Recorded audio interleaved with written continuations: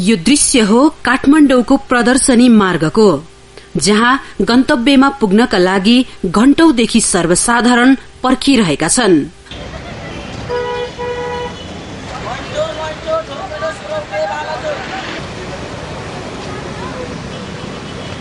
प्रदर्शनी मार्ग मात्रै नभएर काठमाडौँ उपत्यका भित्रकै सार्वजनिक यातायातको अवस्था झण्डै यस्तै छ।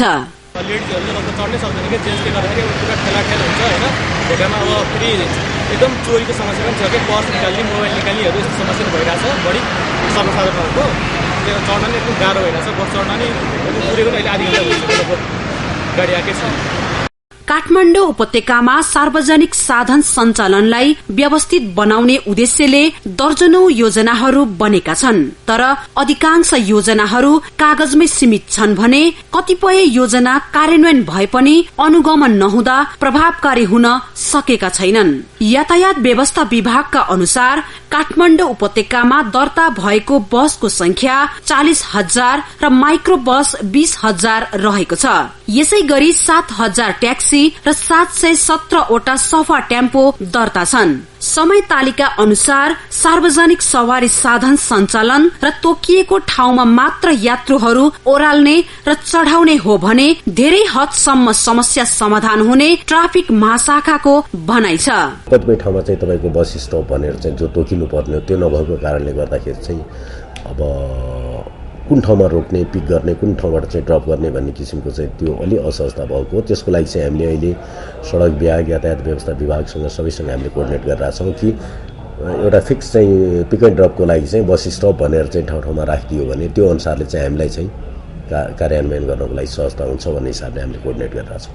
करिब 40 लाखको हाराहारीमा मानिसहरू बसोबास गर्ने काठमाडौँ उपत्यकामा 11 लाख मानिसले सार्वजनिक यातायातको प्रयोग गर्दै आएका छन्। पछिल्लो समय सड़क क्षमता भन्दा दोब्बर सवारी साधन सड़कमा भए पनि सर्वसाधारणले सार्वजनिक सवारी साधनमा कोचिएर यात्रा गर्नुपर्ने बाध्यता हटेको छैन। यसै गरी अवैज्ञानिक रूट प्रणालीका कारण गन्तव्यमा पुग्न अनावश्यक समय र पैसा खर्चिनु पर्ने समस्या यथावत छ। यता यातायात व्यवस्था विभागले भने सरकारले उपत्यका भित्र नयाँ रूट र बस पार्क विस्तार गर्दै लैजाने योजना बनाएको बताएको छ। काठमाडौँ उपत्यकामा तत्कालै बस स्ट्यान्ड या बस पार्कहरू विस्तार गर्नका लागि हामीसँग जमिनको अभाव छ।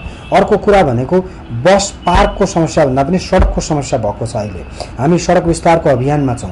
आगामी दिनमा बस पार्क विस्तार जस्तै पूर्व क्षेत्र चल्नेका लागि भक्तपुर एरियामा, तपाईको दक्षिण क्षेत्र चल्नेका लागि दक्षिणकाली एरियामा भनेको चोबार एरियामा, त्यस्तै गरी पश्चिमतर्फ चल्नेका लागि कलङ्की एरियामा बस पार्क निर्माण गर्न सकेले ठूलो राहत दिने थियो।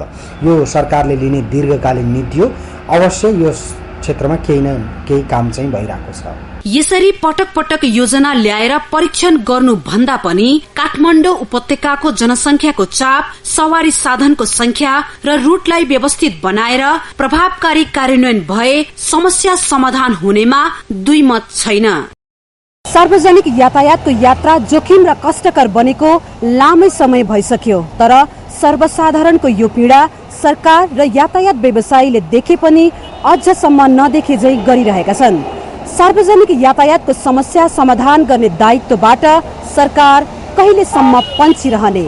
एभिन्यूज खबरका लागि क्यामेरामा प्रभात थापा र गोपाल पाठकको साथ सुलोचना दाहाल, काठमाडौँ।